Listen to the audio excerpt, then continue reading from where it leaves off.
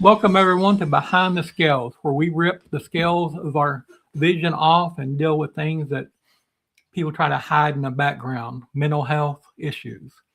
Today's episode is deeply personal. We are sitting down with someone who's a 13-year suicide survivor. That's a lot to think about right there. Someone who has walked through PTSD, depression, and severe anxiety and found healing in unexpected places, the reptile world. This is a story about survival, purpose, and how sometimes the calmest creatures can steady the loudest storms. So everyone put your hands together. Let's welcome Prince Elias Dainels to the stage. Yay. Hey, Thanks Elias. for having me. Oh, thank you for accepting the invitation. I deeply appreciate it. And No problem. thanks for the dedication. I know you didn't have good Wi-Fi signal. You then jumped in your car and drove out to where you could get good connection. That's dedication right there. Always, always. If I say I'm going to do something, I'm going to do it. That's good. I want to shout out to my boy Bosa. You can see the background in my Yes. Bosa strong. We love you, Bosa. Well, introduce yourself a little bit, Elias. Tell us who you are, what you're about. I'm just a young kid, young relatively, from Memphis, Tennessee. I've been doing reptiles. Well, I've been keeping reptiles since 2018. My business is kind of unorthodox in a way. It started off with photo shoots using my snakes as models. Right. And we've been doing that in the entertainment wise since 2018. And I'm just now, as of last 2023, started breeding. So I'm new to the whole breeding world, but I love these snakes. I love these animals. It's a good addiction in my eyes. So have you had any clutches yet? What you got going on? I've had one clutch back in 2023. It was just a pastel. It's very sentimental. It was a pastel that a former student of mine, for those who don't know, I'm also a teacher. A former student of mine, his father passed away suddenly, and it was his father's snake. And so he was like, hey, I can't take care of it. My mom is afraid of it. Could you care for her and give her a forever home? And I said, yeah, I'll adopt her. That's cool. And so one day she stopped eating for me, and my mentor, she said, well, let's put her on the ultrasound. Let's just see. And we saw that she was building follicles. And at that point, I've had her for like 5 years. Never thought about breeding. And there was like, yo, you can stick a male in her right now and there will be the only lock you need. And so my mentor gave me a Cypress Mojave gold blush male, said, wow, take him home with her, put them together. They locked that night and that was it. And then I just had a clutch of 3, and she gave me a clutch of 3 eggs, an all gener that had both mom and dad. And then I still got those babies to this day. They're just pets. I have no plan on breeding those because they're just pastels and cypresses, but I love them.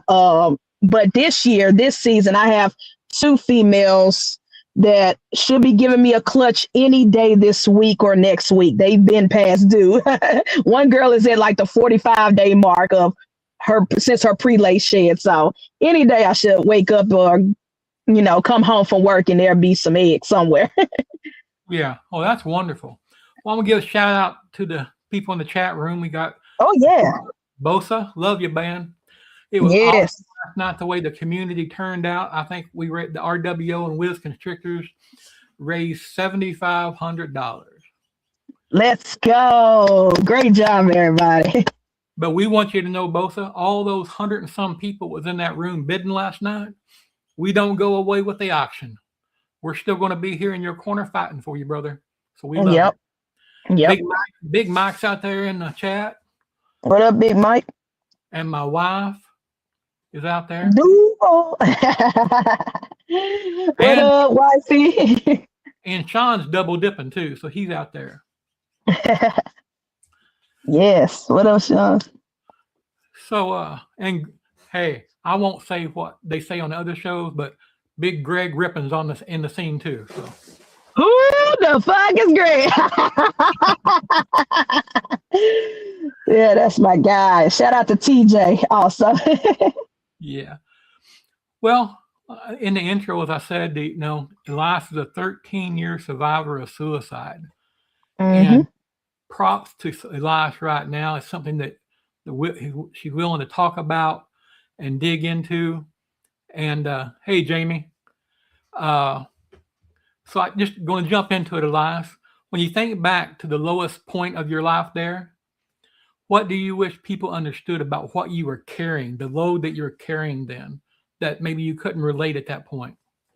That's a loaded question, but it goes to what I'm about to say. And I know I'm not offended. I'm not one of those people who get easily offended. But just to correct you, we use he pronouns for me.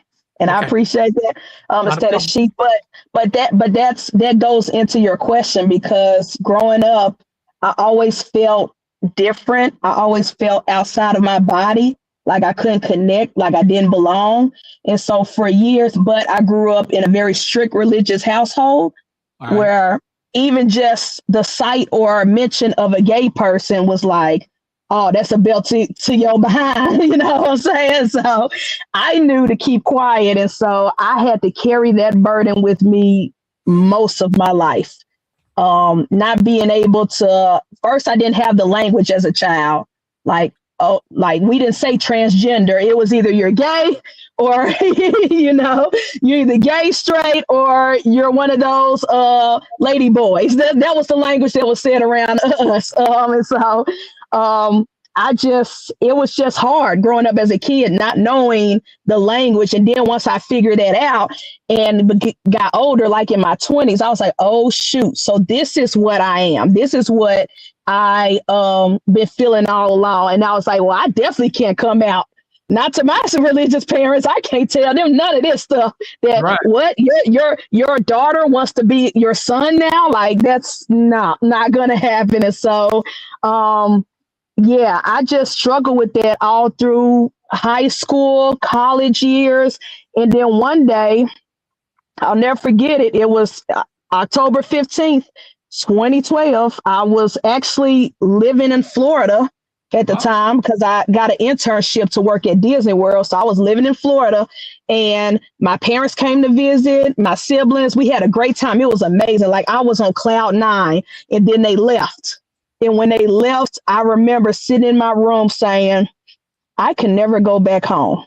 Like, that's what I was saying. I can never go back home, because I realized in that moment that I can never go back home as the person that they know me as, or they knew me as. Right. Like and I was like, but what am I going to do? Because either I stay in Florida forever, or you know, I have to go back to Memphis and continue to live as a female and all that other stuff. And so I was like, F it. I don't want to be here anymore. And that's when I took that attempt. And I was like, I just don't want to be here anymore. It's not worth it. It's not worth going through all that struggle. And it's definitely not worth being rejected by my parents. That was my biggest fear, being rejected by my parents, especially my mom.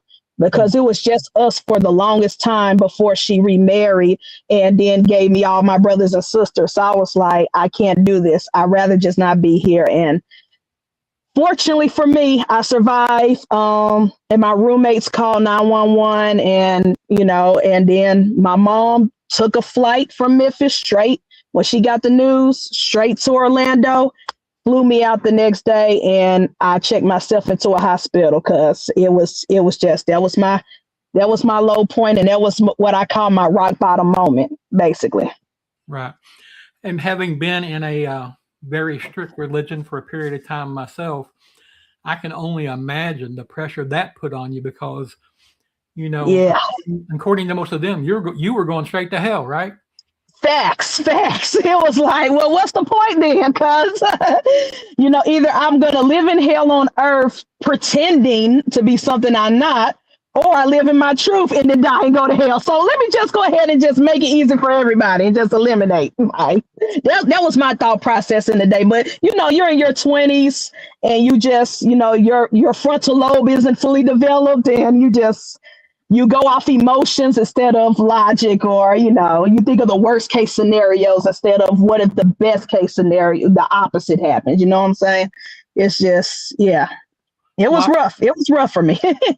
I can imagine. Well, I shared with you earlier, and I'll share with everyone.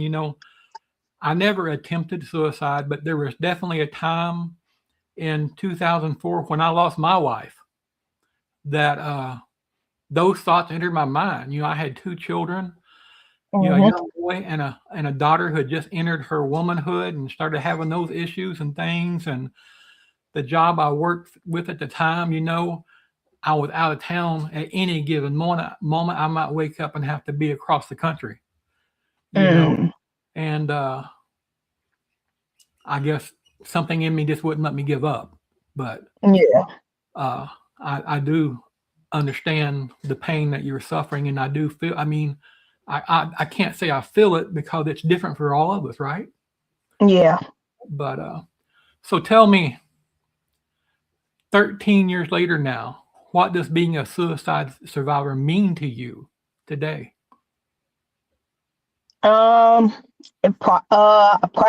honestly, because I want to say it happened in 2012.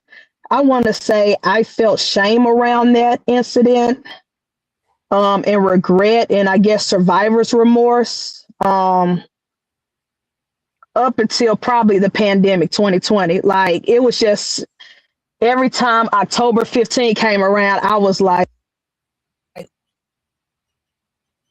believe I can't. I did that or I tried that. And especially when I would hear stories about people who lost loved ones to suicide, that would really kill me. Like, I'm like, man, why didn't that person survive theirs? Like, why couldn't they still be here with their loved ones? Like, it was rough. But now, today, I'm very proud of myself. I'm proud that I made it this far. It hasn't been easy. There have been some rough patches. There have been some years worse than others. Some people complain about COVID and the pandemic of 2020 and how horrible it was to be locked in the house. For me, it was a heaven. So to not be social and not to be around people, that was like the best time ever for me. I love 2020, besides the week I got COVID. But other than that, I enjoyed it. But for my mental, but it was just. But after that, it's just now I look at it with pride. Like, this past October was the 13th year, so this year will be the 14th year. I was proud of myself. I was like, damn, I made it this far. And to think of where my mental is now, like, I still go through a lot, especially with my transition. I'm not where I am physically due to finances, but it's like I'm okay with who I am now. I'm okay being me right now. I'm learning to love myself now and not have so much anger and resentment and like, why was I born this way and stuff like that. So at this point, I'm just happy. I'm just happy that I still got a chance, because if I had died that night, there were a lot of people I would have never met. That's right. If I would have died that night, I wouldn't even have my first snake, Jafar, my first ever ball python. If I would have died that night, I wouldn't ever got a chance to experience the things I've experienced in life so far. I wouldn't have the career. I wouldn't be teaching the students I teach now, because I was working at Disney World. I wasn't even thinking about being a teacher. I wasn't thinking about going to grad school and getting a master's. None of that was in my forefront. I had no future in my forefront beforehand. Yeah. And so it's just like, wow, like so much stuff, so many people, so much love that I have now, I would have never experienced had that attempt been successful. Right. I want to shout out to some more people in the audience. We got John at Moreforge. I'll be on Triple J's. I'll be on Moreforge on the 18th as a guest. Yes. Vance, Blue Zombie Morse is out there. What up, Vance? My nephew, Ferg Bob, he was on the show 2 weeks ago. Okay. Dope. Reptile Dysfunction. We see you out there. Yes. But when we're down like that, in those moments where we're considering such things, we don't think about the effect of the future that us doing something like that will take. Because I personally believe that there's people that only Elias can reach. There's people that only you walking into their life will make a difference. I can't help. I can't help them. You can. And I think that we're all made for a purpose and a time. And I believe that fully because I have died more than once, not by suicide, just medical situation. And there's no reason that I should be here, except there's something I haven't accomplished that needs to be done. Yeah. That's right, reptile. Oh. All right, we're going to cut away for a minute to our first commercial break, and I want everybody to pay real close attention to it, because Deeds Not Words 2 for Camp Freedom is a very important mission, and we want everyone to please come take a part of it. And here we go. Operation Deeds, Not Words 2 is dedicated to empowering and uplifting disabled veterans and first responders through unwavering support, meaningful resources, and real opportunities that honor their service and sacrifice. Our mission is to build a thriving, impactful organization driven by the shared vision, commitment, and accountability of our team. Because when we work together, there is no ceiling on what we can accomplish. We are equally committed to the growth of our team members, actively encouraging them to expand their voices, followings, and businesses as essential pillars of our mission. Being part of Operation Deeds, Not Words reflects great credit upon our members, uniting communities in the Fat Man Nation. Green Line morphs under a shared purpose rooted in service, resilience, and action-driven impact. Deeds, not words.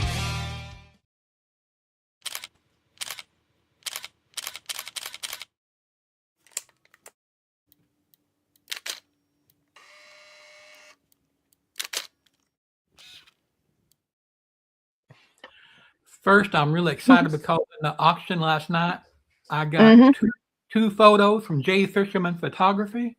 I got a viper head and I believe a macaw parrot.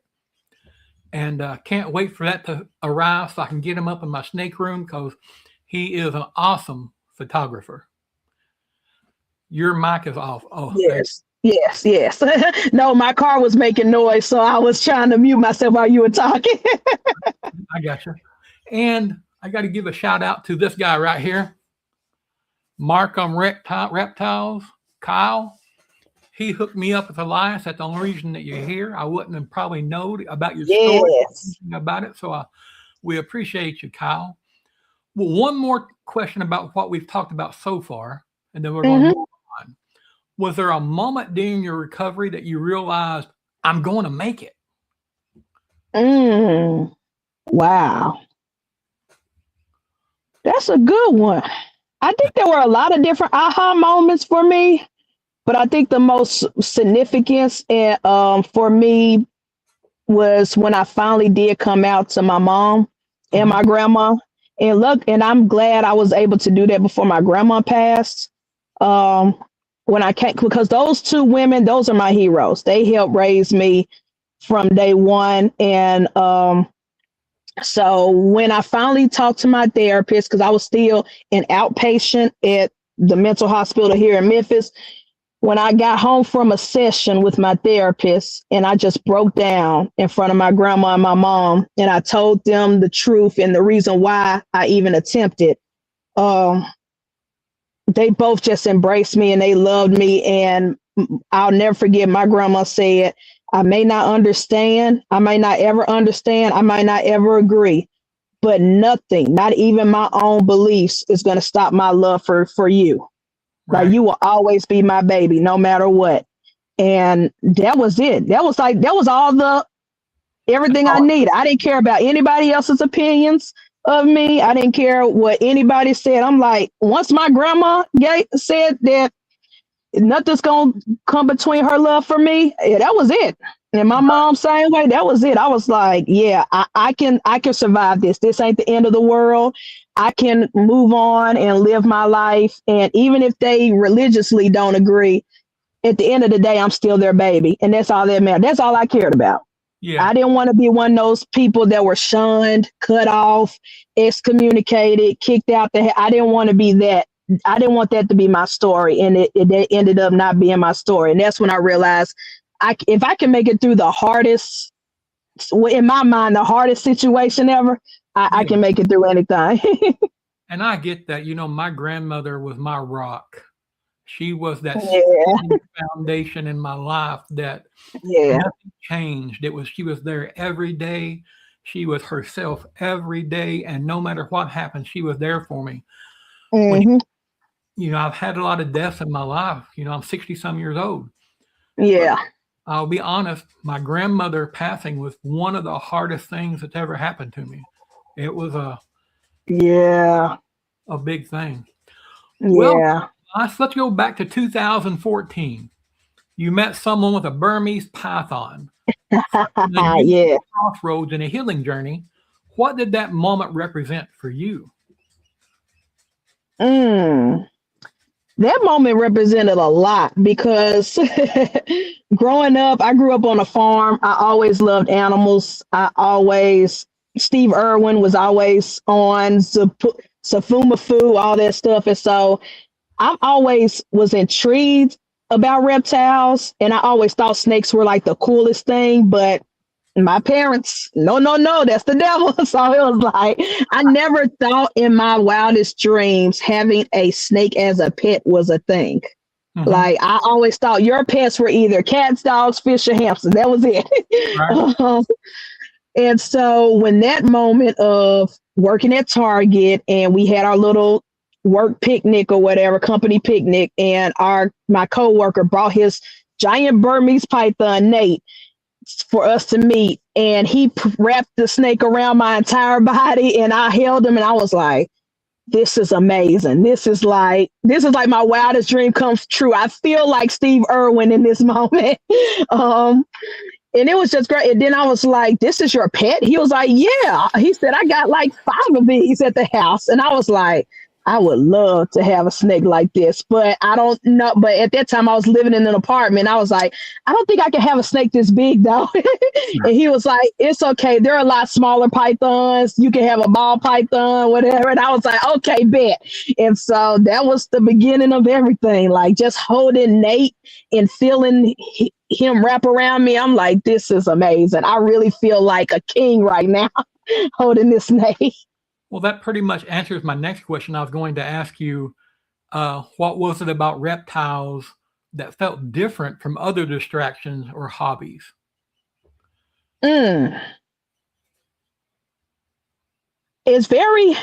These animals are so different from other animals. Like I said, I grew up on a farm, so I'm used to mammals. I'm used to pigs, goats, horses, dogs, everything. But it was like these snakes, they were just, at least the ones I met, they were just always chill. Yeah. Nate was just chill. He was just hang on you and just relax. You could hear him breathing heavy and stuff. And it was just very relaxing. And I was like, wow, to have an animal this calm. I don't have to chase around the house. I don't have to chase up and down the yard, like come back here, I ain't got to do nothing. It's just very, very calming, relaxing. And it was just laid back. I think that's the best thing, because I'm a laid back person. So it's just a real laid back animal that I feel like, okay, if I have this as a pet, I don't have to worry about walking it every day. I don't have to worry about a babysitter when I go out of town.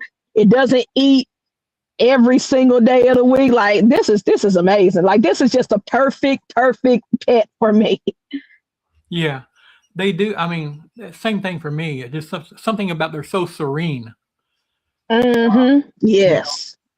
I tell people sometimes that they said, why? I don't understand. I said, to me, when those storms are roaring between my ears, I pick one up, and it's like Jesus walked on the water. That's a great way to put it. Some people may not like that analogy, but that's the feeling, I get it.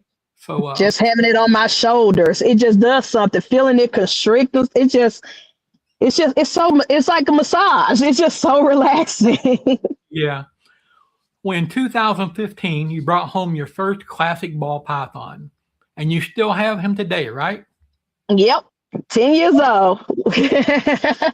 What did bringing him home mean to you emotionally?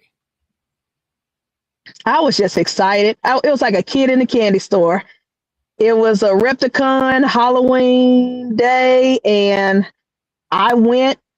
My friend, the same friend from Target who had the Burmese, was walking me around, telling me which breeders to trust, which breeders to stay away from, telling me where I could get I was looking at the tanks, the Exoterra tanks, because it was somebody selling those there.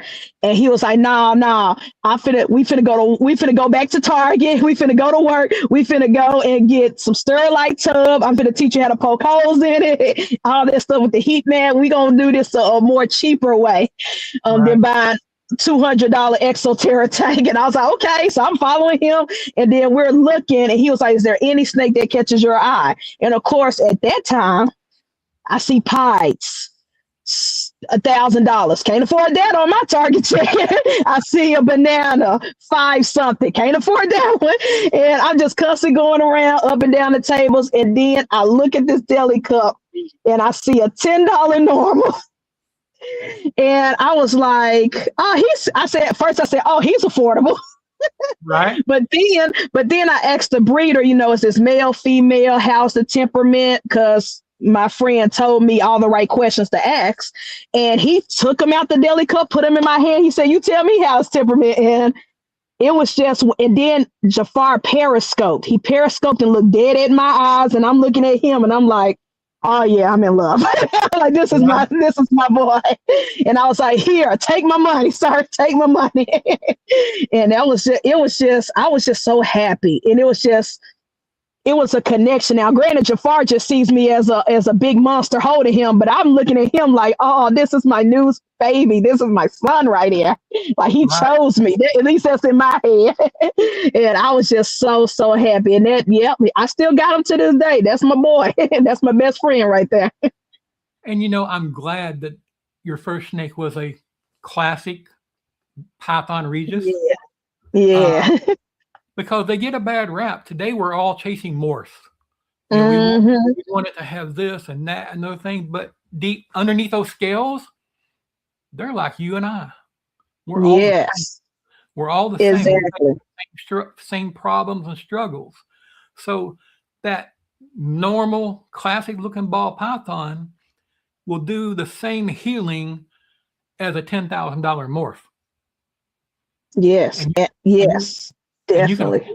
And you can afford it. Right. And I come from it from a different perspective, from a photography perspective as well. Breeders, they're chasing these morphs. They breeding these triple and quad heads. And they're like, oh, at least with this pairing, I will never get a normal. Like, that's the new thing I've been hearing people say, I'll never get a normal. And I'm like, yo, but at least from my business, from a photography perspective, I've given my portfolio, like, I'll send people pictures of snakes. Like, if models call me or message me, say, hey, we want to do this photo shoot. What do you have available? I will send them the albinos first. I will send them the pies. I will send them the clowns. Well, when I had one, but I don't have clown no more. I will send them all these different morphs, the blackheads, everything. And it never fails.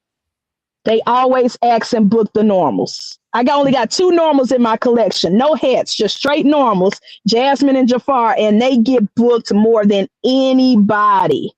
Cool. I don't know what it is, but it's like people love the classics. People love the classics more than, especially non-reptile people who just introduced to snakes. I guess they doesn't seem threatening. I don't know the psychology of it, but it's like, you have a beautiful albino or banana or pie, but you chose the classic, which I love.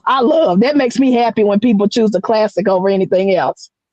And we've always heard beauty's in the eye of the beholder, correct? Mm-hmm. And thank God, because if it wasn't for that, nobody would have ever had my ugly self. You know what I mean?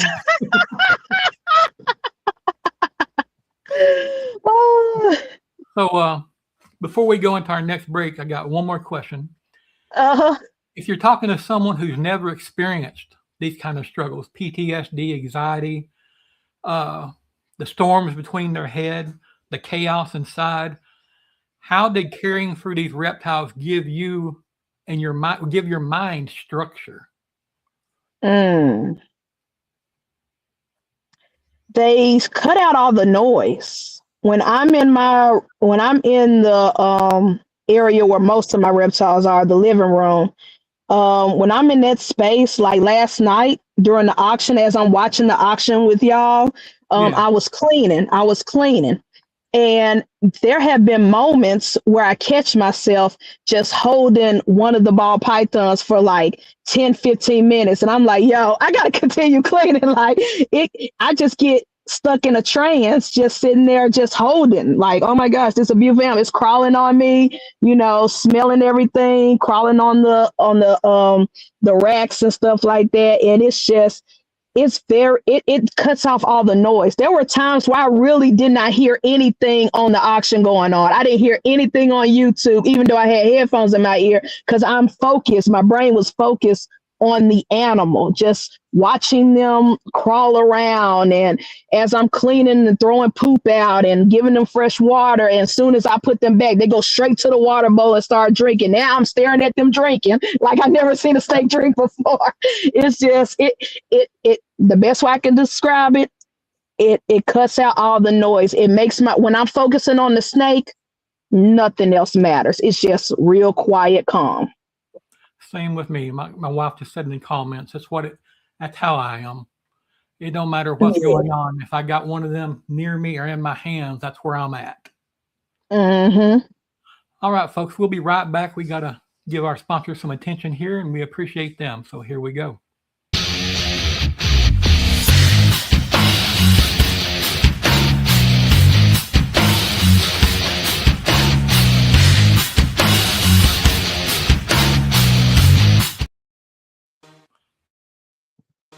Introducing the Python Portal, a ball python breeder who works on snow and true ghost combos as well as the tiger gene. We also offer many unique custom 3D printed accessories, as well as custom merch, so don't forget to stop by and check us out. And shout out to Will at Python Portal without him, we wouldn't have all these dope commercials and intros and things, because he's the man when it comes to that for us, for sure. Love it. Well, before I forget, Elias, if you ever want another clown of some kind, let me know. I'm the clown guy, right? If I don't have it, I can probably produce anything you want. Now, you said that you mentioned being very antisocial before you started, before the animals. How did you go from that to doing educational shows and photo shoots? Well, because I'm antisocial, a lot of stuff happens on a happy accident. Like, I've had some friends over the house, and they knew I had snakes. At this time, I only had two. I had Jafar and Jasmine. And one of them was said, hey, can we hold your snake, or did you just feed? I said, no, I haven't fed them yet. You can hold them. And so they were holding and seeing how cool they were. And then one wrapped Jasmine around his neck, and he said, take a picture of me right quick. And I was like, okay. So he was modeling in my kitchen. I'm taking pictures. And he was like, oh, this is going to be great when we post on Instagram. And I didn't think nothing of it. I didn't think anything of it. So I posted the picture on Instagram. It went crazy. And all of a sudden, my DMs blew up. People were like, yo, I didn't know you had snakes. That's cool. Hey, I want to do this photo shoot. I want to do that. We're about to do this project. Can we borrow your snake? And the people came to me on accident. Like, I wasn't even trying. I wasn't thinking about a business. None of that stuff. They came to me and started asking me. And so after doing like 10, 12, 13 photo shoots, finally one model said, you need to start charging people. You need to make this a business. You need to make this like a side hustle. And I was like, and she was like, not to get rich or anything, but at least let the snakes pay for their own food. You telling me you spending this much on rats? Charge that much money on photo shoots and every weekend, and that's gonna help pay for rats. And I was like, you know what? That's smart. And so I took her advice, and that's how Creative Reptiles began. Because I was like, well, if I'm going to make a business out of this, I got to come up with some type of name. And so I was like, well, we're working in creativities. We're doing artistic things. So Creative Reptiles, and that's what it was. And then after doing that over and over again, people started asking me, hey, could you bring the snakes to the school? Because at that time, I left Target and transitioned to a teacher assistant because it was like more money and guaranteed vacation days. And so when the schools found out I had snakes, they were like, hey, bring the snakes during this time and to present to the children. And I just added that to my business plan. I was like, okay, so, you know, I can bring them. And they was like, well, we're going to pay you as if you are a field trip, technically a field trip. And so that I added that to the budget and stuff. And so basically that's how it began. And so by happy accident, I was forced to not be such an introvert, at least on that front. Because people kept coming to me, asking me, could they use my snakes or see my snakes or whatever. And then I literally had to buy a book off Amazon that's called The Introverted Businessman or something like that for people like me to help me. Because I was like, how can I market myself without talking to people? And so that book did help. It gave me some good advice and stuff. But I was like, okay, I can't continue to be antisocial. And so when I was asked, I think it was Lady Tiz Exotics, Nicole, she was the very first one, asked me to be on her podcast. That was my very first time speaking and coming out and talking to people in the reptile space, this whole reptile YouTube podcast space. That was my first time like really putting myself out there. Right. And that was scary. I had anxiety the whole time. And I was like, I think I should cancel on her, but I did. And it turned out to be very beneficial to where now I have a community of friends Right. in this hobby that wouldn't have happened if I didn't even say yes to that whole interview to doing it. Right. Hey, and I'm glad you did because now we can be friends, right?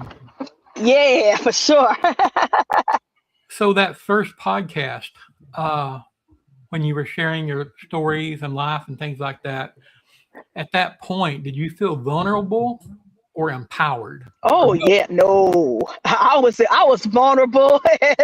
I was so scared, anxiety ridden. Because at that point, the only people who knew me and they still really didn't know me were the photography community here in Memphis. Those were the only people who knew of me and at least knew my name and knew my snakes. I would post at that time. I would post my snakes on Facebook every once in a while, and I would post them on Instagram. But I never posted me, like my personality. Like y'all see me in the stories. If I have a rant in my soul, I'll go off on a rant and stuff. None of that was happening back then. Like you would get a picture of a snake and that's it. Call it a day and maybe a couple of hashtags. So I was very, very scared and it was very vulnerable. I was like, what if I come off an asshole? Or what if people don't like me? Or what if I slip and say something and offend the host? That was my biggest thing. Like, what if I say something and the host get mad and kick me off the show? Like, I was thinking of all the worst case scenarios. Like, I was just so scared. But it ended up being fun, though. Right. Hey, Dwight, thank you. Dwight knows that pain too. Dwight's had that pain himself. I understand. Yes. Yeah. Well, I want to say something to the audience real quick. I saw a comment earlier. I don't remember what it was, but at any time ever during one of my shows, if you see somebody being out of the way in the chat, saying something negative or derogatory, take care of it. Enough said.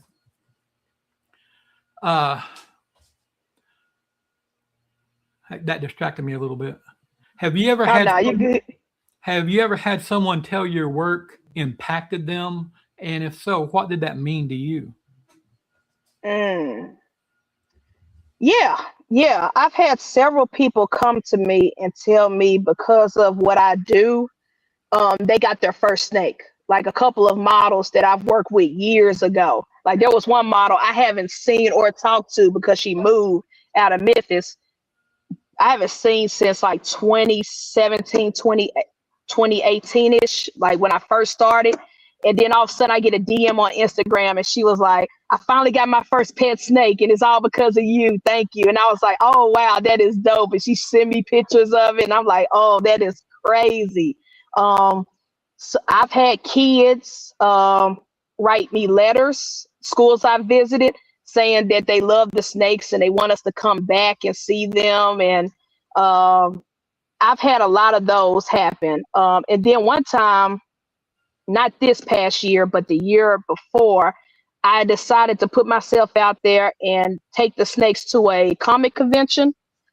We vended, we did a whole photo booth over there, and one of the vendors' children kept leaving their parents' booth to come to my booth to talk about the snakes, hold the snakes and stuff. And then at the end, they came and brought me a plushie that their parents were selling off their booth. And it was like, this is saying thank you for being so kind, so nice, showing me your animals. And then this past year, they came back to that same convention and said, we now have a snake and a bearded dragon. I was like, wow, like that's crazy. So I've had those moments here or there trickled in throughout the years, and it makes me so happy to know that I did that type of impact to where now there are children buying snakes and having them as pets. There are adults who are afraid of snakes. I get those a lot. A lot of people who book me for stuff, terrified. They're asking questions. They're shaking right before the shoot or whatever. And I'm like, relax. It's going to be fine.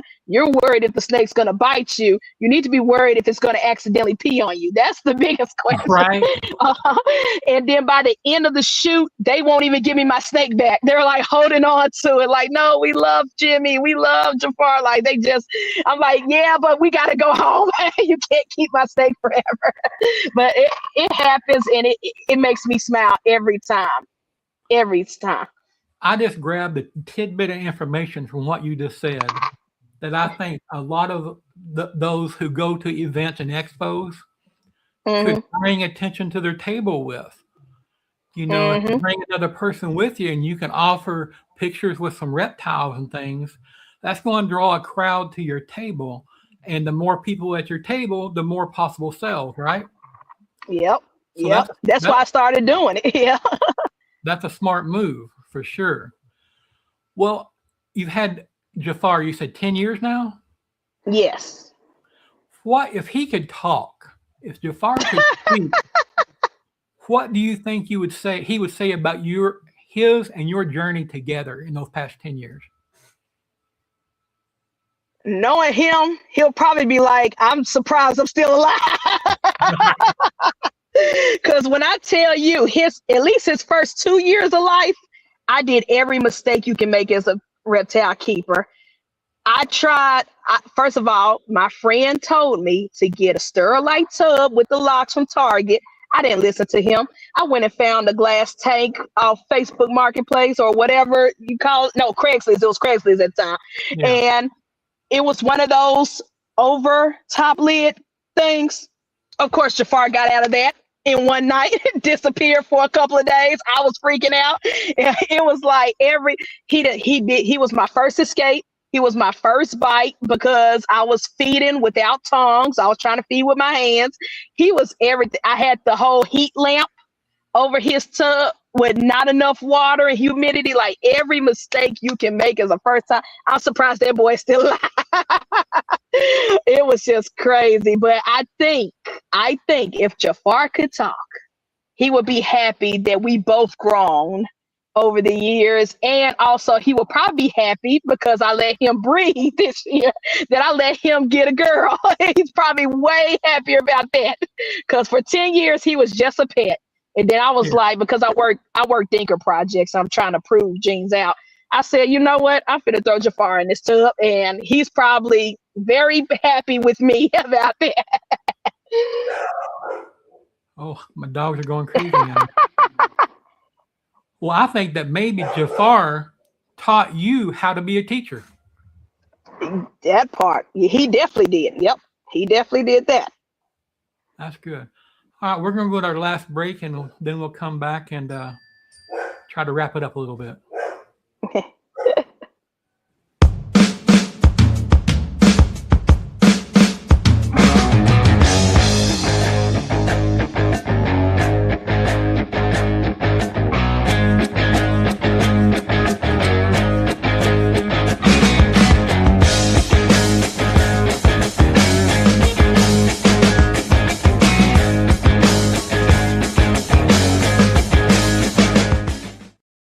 United States Association of Reptile Keepers is a science, education, and conservation-based advocacy for the responsible private ownership of and trade in reptiles and amphibians.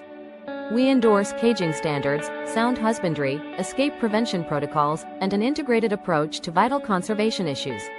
Our goal is to facilitate cooperation between government agencies, the scientific community, and the private sector in order to produce policy proposals that will effectively address important husbandry and conservation issues. The health of these animals, public safety, and maintaining ecological integrity are our primary concerns. If you're a breeder or some kind of sponsor out there and you want to sponsor our show, feel free to give me a shout. We're easy to work with. We'd be glad to have you on. You know, I torment my snakes. People say, why do yours always eat so good? Because when I feed, I think we got close to 50 right now. 49 of them's going to eat, you know. But right now, my snakes and my rodents are in the same room, so they smell that all the time. You know what I mean? Oh, yeah. But that reads to a comment when my wife said to ask me about my first escape. I had it's not my first one, but it was my most traumatic. My wife wanted the VPI Xanthic, so I made sure she got that right. And it's a little baby. Yeah. It was probably about 200 grams right now, still pretty little. Well, I was cleaning my ASF rack one day, and I happened to drop one of them little boogers, and we couldn't catch it. Oh, no. So I decided to put a glue trap out. Oh. A couple glue traps out, okay? Well, we caught the ASF, and I actually got him off of it and got all the glue from his fur, and I went ahead and fed him off. And that was not a problem. The problem was the one glue trap I didn't pick up. Someone came over a couple of days later, and they wanted to look at Cole, the little VPI girl. And so I let them. And she's in a homemade rack. Instead of the sides being solid, it's got a front post and a back post. So when you slide the tub back in, if you get it counterclockwise, there's a little gap back there, okay? Didn't catch that. So I came in here to check on everybody that night, and Cole is gone. No. Can't find her. So immediately, I start looking in the other levels of the tub of the rack, because a lot of times they'll crawl to the back of it where the heat is and just hang out on another level. And wasn't there. So the time I didn't have the rat racks yet. So I had the ASF in a glass aquarium in the floor underneath the couple of tables. And so we started pulling that out, and damn, there is Cole, face down, eyeball stuck to this damn glue trap. No. And I'm panicking. I don't know what to do. I'm messaging Carl at Satchmo Exotics, dude, what do I do? And so immediately I did the wrong thing and got some Dawn soap and dishwashing trying to get it off, and that didn't do squat.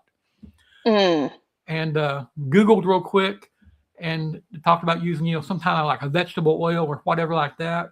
And I'm thinking, vegetable oil is about all we got right now. So luckily, got it all released from the glue trap.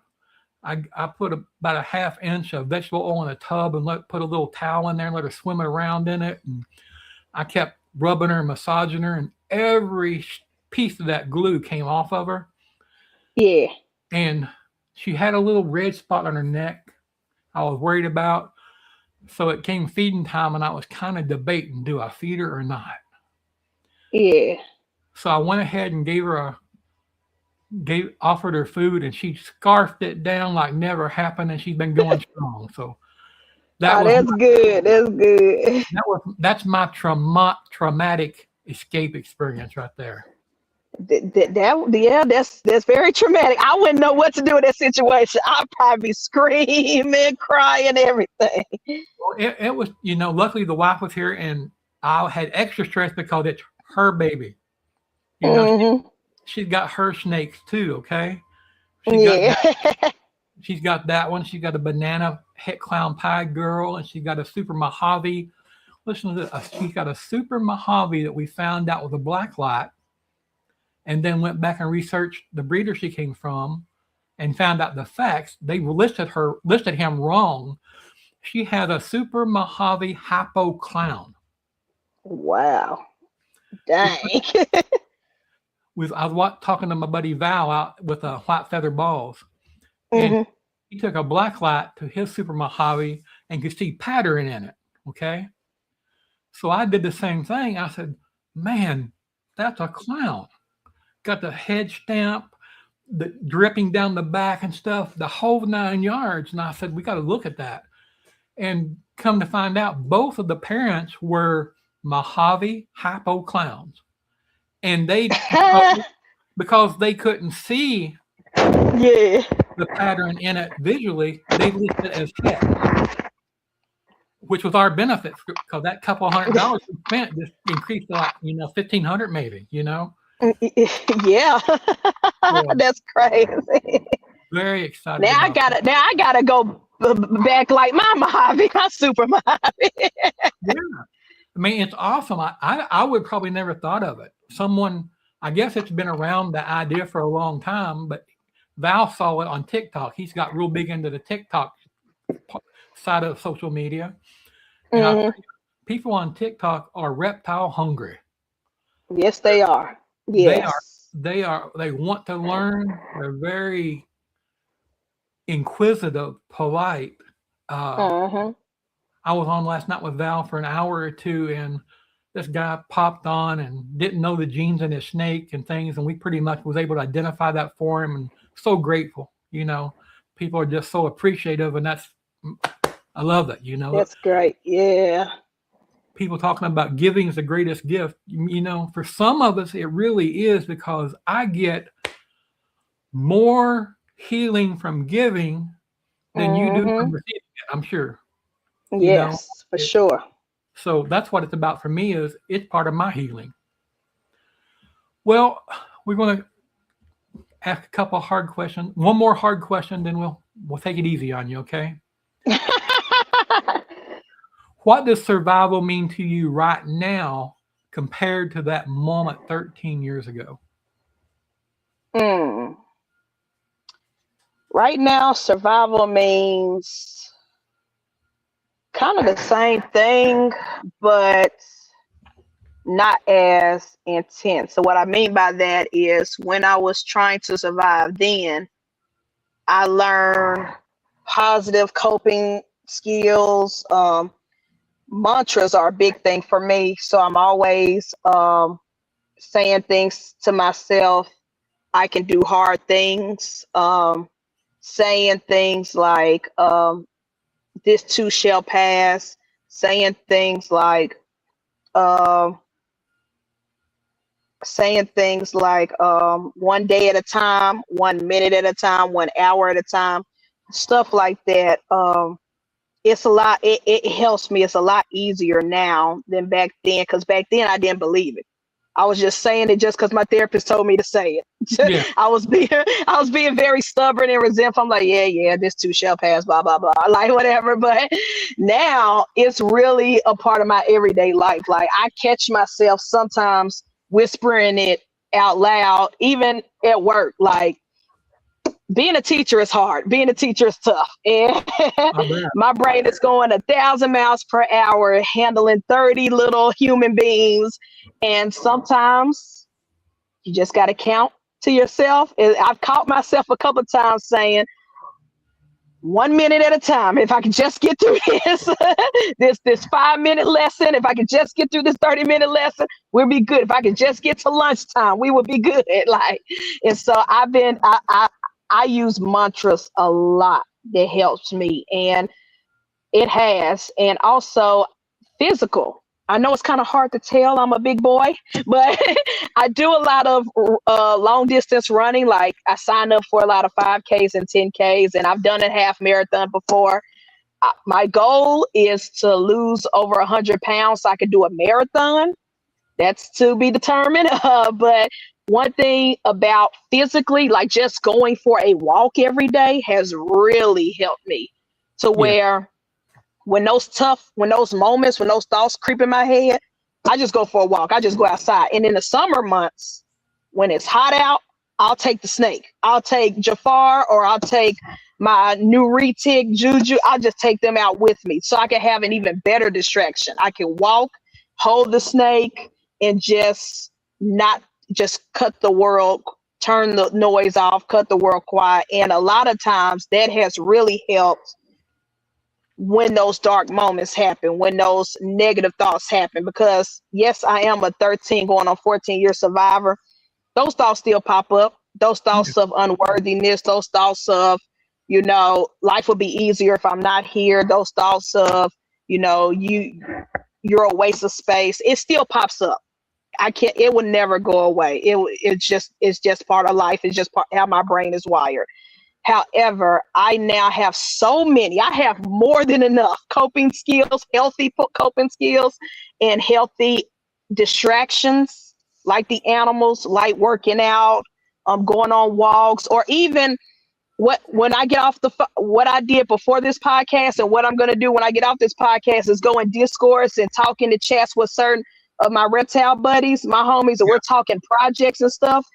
That has been very beneficial to me. Just us sitting on Discord talking about what are we breeding this season? This is my idea. I think with this girl, I'm going to do this. I think with this male, I'm going to do that. And it's been so beneficial for me. Even if I have nothing to contribute to the conversation, I could be on mute the whole time.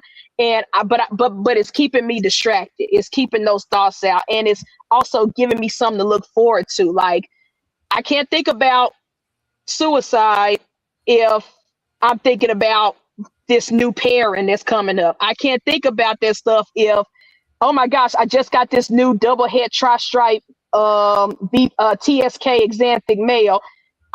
I want to breed it to this, and this. Like those thoughts can't permeate through my brain when I have something else distracting it. So it's a lot easier than back then, because back then I had nothing. I had no community. I had no animals. I had nothing to help me with when I was in my lowest point. Right. I think a lot of us, when we're at that lowest point, we feel like we're the only one going through something, Yes. But the fact is, every human being walking this earth has some kind of chaos in their head. Everybody is fighting. Everyone is fighting something. There's just that some of us are willing to talk about it. Yep. And society in the past has made it taboo. You don't talk about this kind of things. But if you have compassion and you have love for your fellow man, you talk about these things. It's not, it don't make me less of a man because I might tear up and cry talking about something. It don't make me less of a person because I'm willing to show my vulnerability. That makes you strong. Facts. That makes you stronger. And and it's good to know who you can talk about it to, because there's certain friends, God bless their soul, they're just too silly for me to talk about certain stuff with. But there are also friends that has been in my shoes. Like every October during the anniversary, I make a post, and it never fails. Every year, someone new comes out the woodwork, DM me and say, I've been there too. So now I have a community of people who been there, walked in my shoes, and now we talk to each other. There are some friends that would DM me and say, today is not a good day. And I could talk them through it. And same, I could tell them, yo, today was rough. Today I really want to blow up on somebody, but I couldn't. And we'll talk it out. We'll talk it through. So having, even if it's just one person or two people in your corner that push come to shove, I can go talk to them and they will understand. They won't crack jokes. They will get it. That helps a lot. And I want you to know I'm here and I can be that person to help you too. Thanks. Same. Appreciate that. Anyone out there, look, I'm disabled. I'm home most of the time. I have time. Me and my reptiles, we got time for you. Give me a shout. So Facebook, Instagram, YouTube, TikTok, Ribbon Sports Clown Factory. You can find me. It's easy. Mm-hmm. Well, the fact is, right now, this very second, maybe someone listening, maybe someone watching, maybe someone that hits the replay game later is thinking about taking herself out. What would you say to them? First, I understand where you're coming from, and I get it. That'll be first thing. Your feelings are valid. Yes. Your feelings are valid. Even if the voices in your head are lying to you, the emotions that you're feeling right now are valid. And I know it's cliche, but if you just hold on, it does get better. I'm a living testimony. It does get better. The people, you haven't met all the people you're meant to meet. You haven't loved everybody you're meant to love. You haven't experienced everything you are meant to experience. There are places that you have not even gone yet. Don't cut yourself short. Don't cut your experience short. Don't cut your love short. It may feel hard, and it does. It is hard. But there's so much better on the other side. I promise you. I promise you. And this comes from someone who still has not reached every goal that I want to reach. Physically, emotionally, spiritually, I still haven't reached all the things I want to reach. But I promise you, my life is so much better, and I'm so much happier now. This Elias is so much happier now than Elias in 2012. Yeah. Well, that's awesome. I'm glad that you survived. And Thank you. What some people don't think about when they say, he's a survivor of the Korean War or a survivor of this. You're always a survivor. You're still surviving. That doesn't end. What you said there is very important. And back in 2004, when my wife Regina passed, it was definitely a hard time, right? Mm-hmm. And I had a wise friend who had been through something the same. And we both are, we're coaching Little League baseball at the time. Both our sons were on the team. I was managing the team and running it. He was helping me coach. And I was dumping on him one day. He was someone I could talk to, Mm-hmm. And he told me two things that really got my attention. And I think about it now, it means so much more. The first one was, he said, Greg, 5 years from now, this minute, this point in time you're talking about and you're thinking about won't be so important. Mm-hmm. That you'll look back and think, man, I'm so much stronger than I thought I was. Mm-hmm. And there's so much more to live for than I thought about. And the second thing he said, and goes with kind of what you've been saying the whole time, okay? Never let 1 minute become a bad 5 minutes, a bad half hour, a bad hour, a bad 8 hours, a bad 12 hours, a bad day, a bad week, a bad month, a bad year, a bad decade. Deal with it and get it in the back. Yep. Put it behind you and go because in front of you somewhere, if you're lonely, there's people who will talk to you. If you feel like you're unloved, there's someone who loves you and you're overlooking it. Yep. Kind of thing. So. Yep. And could I say this? Certainly. And I know I wasn't naturally born male, but we do live in a patriarchal society. Yes. And I've seen this a lot. I've seen it with my grandfather who fought in Vietnam. I've seen this with my uncles. I've seen it with my father. I've seen it with my brothers. I even see it sometimes in me as a trans man who is Right. transitioning and have to deal with certain things. Fellas, your only emotion is not anger. That's right. Your only emotion is not rage. It really is okay to cry. It's okay, even if you don't cry, it's okay to say, yo, what you said or what you did hurt me. My feelings were hurt. It's okay to feel we are humans. We are able to feel every single emotion that exists, that the mother nature, the universe, God, whoever you believe in, we are put on this earth to feel every single emotion. We are more than just anger and rage. Yes. Yes. We are more than that. And so it's okay to feel hurt. If your wife said something that hurt your feelings, say that. If your children said something that hurt your feelings, say that. The biggest breakthrough in my life was the day that me and my father hashed it out and we both admitted that we were hurt.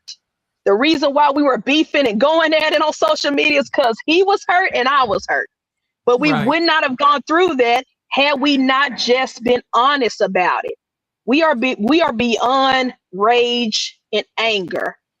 That does not have to be the default. That does not have to be the manly thing. Like, you're able to smile, you're able to love, you are capable to cry, you are able of all the things. You're able to be silly.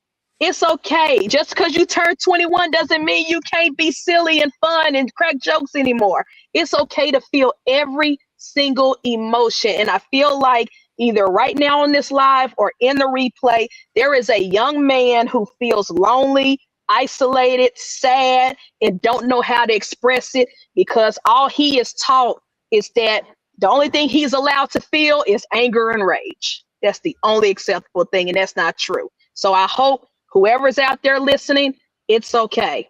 You're not less of a man if you're sad, if you are in love, if you are hurt, if you are confused, feel isolated, feel lonely. Loneliness does not have to be something to be ashamed about. All of us are lonely in one way or another. All of us. There are people out there who wish they could have children and physically they can't. There are people out there that wanted a certain job or career and life didn't go that way. There are certain things, male or female, dreams, goals that someone thought in their head, when I grow up, I'm going to be this, and that did not happen. It's okay to say, I feel sad. I feel angry because my life didn't turn out the way I thought it was going to be. And that's okay. You still deserve love. You still deserve happiness. And you still deserve a community and family. And if you don't feel like it, yo, I'm your brother now. I'm your brother. I'm your family. You got it. Just reach out to somebody. Don't isolate yourself and feel like you don't belong anywhere. And that's so true, and I'll probably cry now, but that's okay too, It's okay.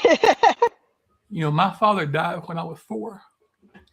And my mother remarried, and she remarried a very violent man. I've seen my mother beat so bad you couldn't recognize her. I've been beat so bad you couldn't recognize me.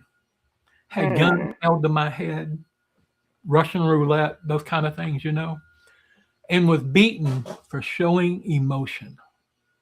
Yes. Men have been taught that you don't do that. And I'm here to tell you that thought, that mindset is a lie from the pits of the most evil in this world.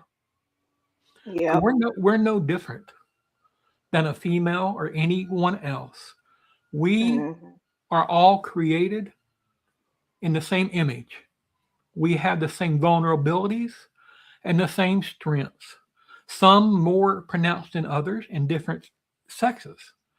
But it's okay to cry. Exactly. Yes. And that's really important because It's destroyed relationships for me. It probably come close to me losing my current wife. If it wasn't for my nephew Billy in the comments, in the chat, and these reptiles, I wouldn't be doing this, because I spent the last several years stuck in my head. I didn't want to talk to people. I didn't want to hear about other people's issues. It was just, okay, I got this going on. Who cares? And thanks to my nephew and these beautiful creatures, I can do this and share this. Yeah. I am so excited. Well, I want to thank you, Elias, so much for sharing something so personal. And I think what stands out to most of me about your story isn't just that the reptiles helped you, it's that it turned you into a healer, from antisocial to an educator, from survival to purpose, and from silence to being an impact. And that's important, and that's powerful. Wow. Thank you. Thank you. I appreciate that. And to anyone listening out there, before we sign off, if you're struggling, you are not alone. There are people who want you here. There's people who will listen. Everyone in this chat will listen to you. I've talked to most every one of them. This community that we call community is the most awesome group I've ever been associated with. And I've been in a lot of them, okay? But Yeah. for the big part, they're so loving and caring. And I want to challenge everyone out there right now to something personal. It's just me. Those of you in the chat in our community, over the next couple of weeks, think of something that you can write to Bosa and encourage him with. Because those dark moments come at the most unexpected times, and you never know what that one comment or that one word will encourage you and be that impact. So until next week, from behind the scales, open your eyes and help somebody. Thank you, everybody. Thank you, Elias. Love y'all. Thank you. Good night, y'all. Good day. Have a good afternoon.